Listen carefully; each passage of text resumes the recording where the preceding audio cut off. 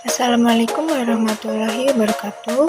Kami dari kelompok 5 mata kuliah Ekonomi Politik, kelas Ekonomi Syariah 6C.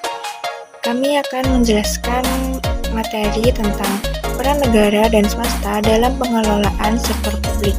Sebelumnya perkenalkan, kami beranggotakan 4 orang, yaitu Ayu Mega Silviani, Arin Kusniati, Fatimah Azhara, dan Nana Imratul Khairiyah. Baik, di sini saya akan menjelaskan mengenai sejarah Badan Usaha Milik Negara atau BUMN. BUMN merupakan salah satu instansi pemerintah yang sangat penting dalam usahanya untuk memenuhi kebutuhan banyak orang. Sebagai salah satu agen pembangunan, BUMN berperan penting dalam produksi barang dan jasa yang dibutuhkan masyarakat untuk mewujudkan kesejahteraannya. BUMN lahir pada tahun 1973 yang awalnya merupakan bagian dari unit kerja di bawah Departemen Keuangan. Sejak saat itu, organisasi telah mengalami sejumlah perubahan dan perkembangan. Dalam kurun waktu 1973 hingga 1993, unit yang bertanggung jawab atas pengembangan BUMN adalah tingkat 2. Awalnya, unit organisasi tersebut bernama Direktur Persero dan PKPN atau Pengelola Keuangan Badan Usaha Milik Negara. Setelah itu terjadi perubahan nama kepengurusan Persero dan BUMN.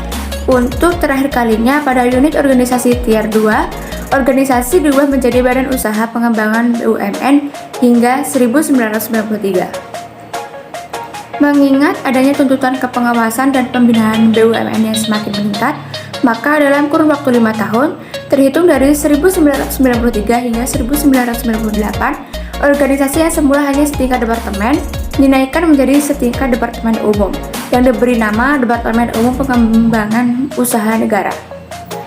Mengingat peran, fungsi, dan kontribusi BUMN yang penting terhadap keuangan negara, pada tahun 1998 hingga tahun 2000, pemerintah Indonesia mengubah bentuk organisasinya untuk memajukan dan mengelola perusahaan negara menjadi setingkat menteri.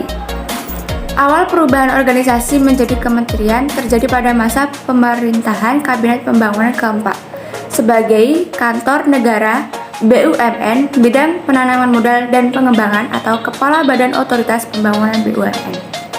Sejak tahun 2000 hingga 2001, struktur organisasi departemen ini dihapuskan dan dipindahkan ke tingkat 1, Departemen Keuangan. Namun, pada tahun 2001 ketika terjadi suksesi kepemimpinan, organisasi ini dipulihkan menjadi setingkat menteri dengan nama Kementerian Negara BUMN. Pada tahun 2009, setelah mengubah nomenklatur semua kementerian, kementerian ini mengubah nomenklatur di Kementerian BUMN. Ada 5 faktor yang melatar belakangi keberadaan BUMN, yaitu yang pertama, perintis atau pionir karena swasta tidak memperdulikannya.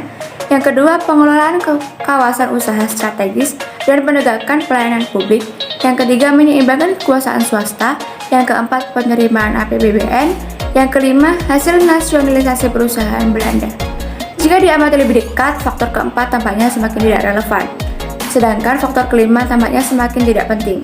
Oleh karena itu, hanya ada 3 faktor utama yang harus digunakan untuk menjustifikasi keberadaan BUMN. Namun, ketiga faktor tersebut tidak mutlak. Keabsahan ketiga faktor ini tergantung pada keadaan yang berbeda.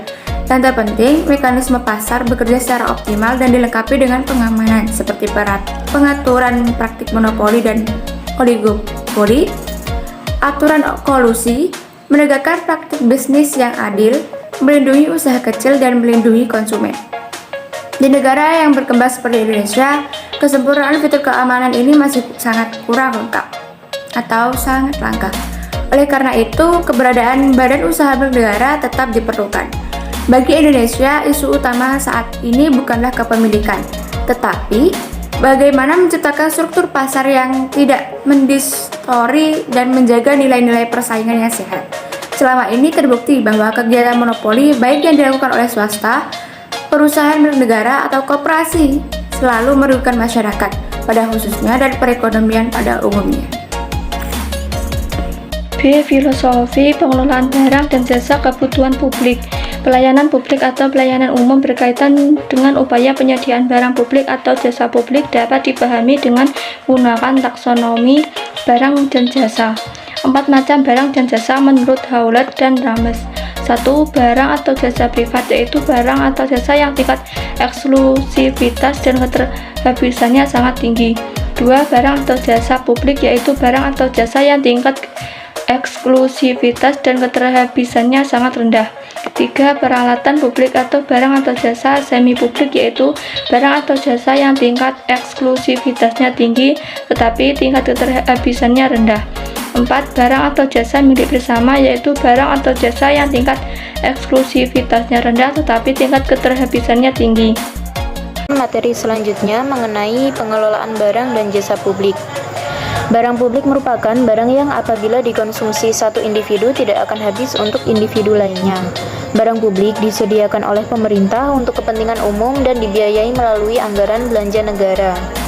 Barang publik memiliki beberapa ciri, yaitu pemanfaatannya tanpa saingan dan tanpa pengorbanan untuk mendapatkannya.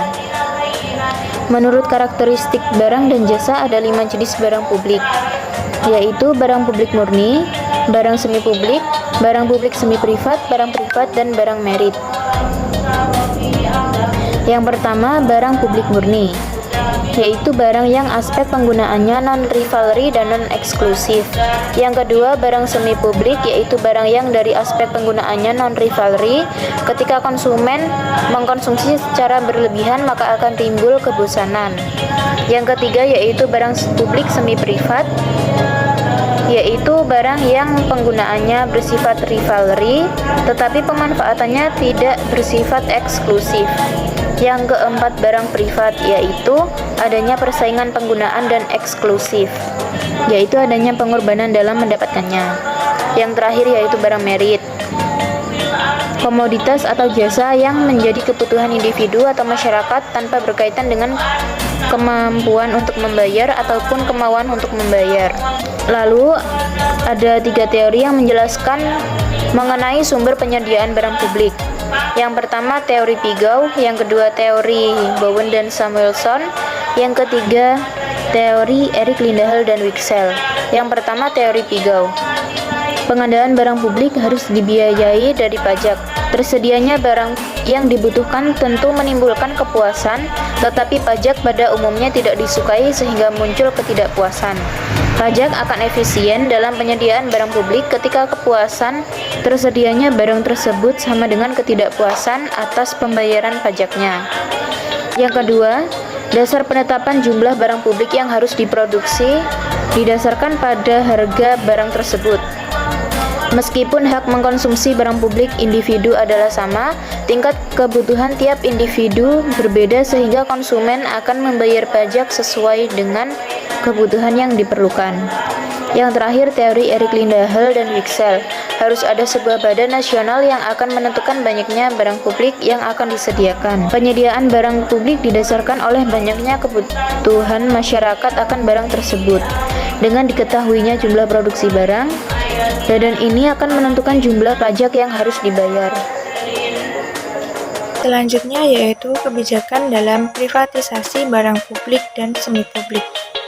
Privatisasi adalah terminologi yang mencakup perubahan hubungan antara pemerintah dan sektor swasta. Perubahan yang paling signifikan adalah adanya disnasionalisasi penjualan kepemilikan publik. Dapat disimpulkan bahwa privatisasi adalah pengalihan aset yang sebelumnya dikuasai oleh negara menjadi milik swasta.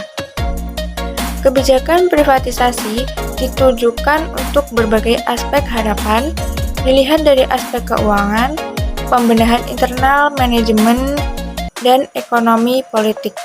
Tujuan privatisasi dari segi pembenahan internal manajemen, jasa dan olahraga yaitu meningkatkan efisiensi dan produktivitas, mengurangi peran negara dalam pembuatan keputusan, mendorong penetapan harga komersial, organisasi yang berorientasi pada keuntungan dan perilaku bisnis yang menguntungkan, dan meningkatkan pilihan bagi konsumen.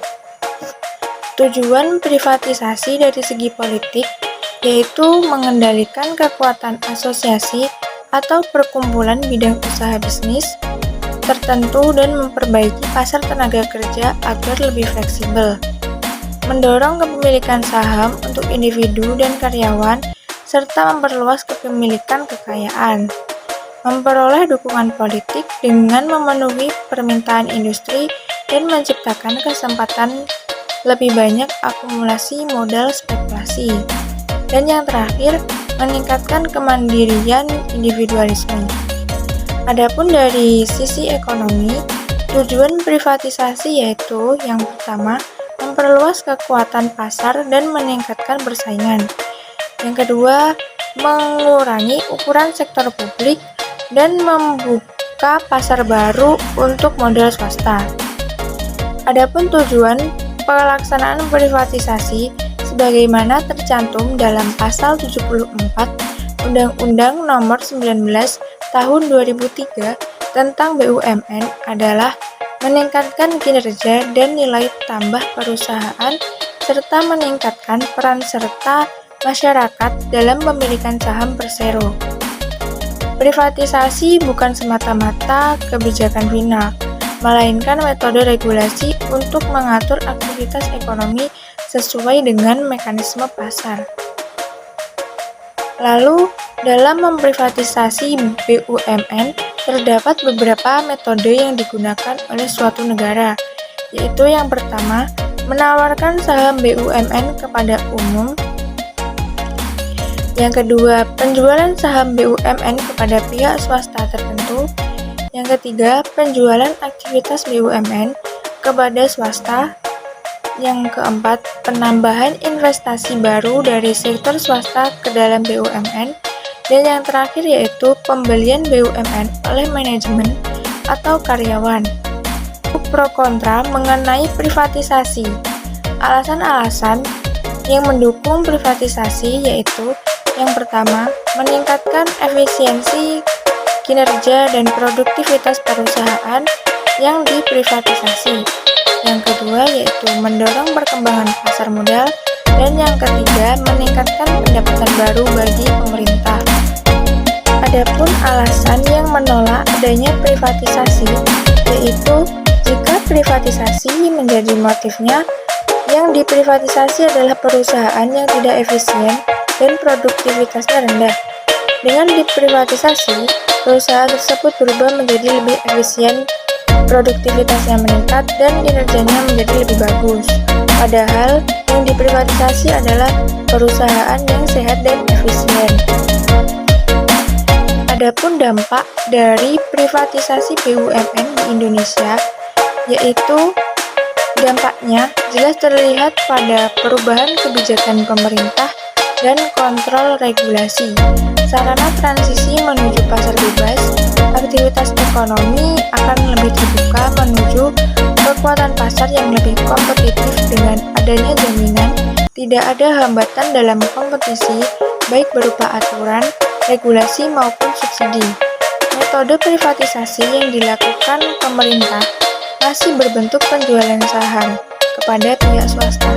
Hal ini menyebabkan uang yang diperoleh dari hasil penjualan saham-saham BUMN tersebut masuk ke dalam tambahan pendanaan pemerintah, bukannya masuk ke dalam BUMN untuk digunakan sebagai tambahan pendanaan dalam rangka pengembangan usahanya.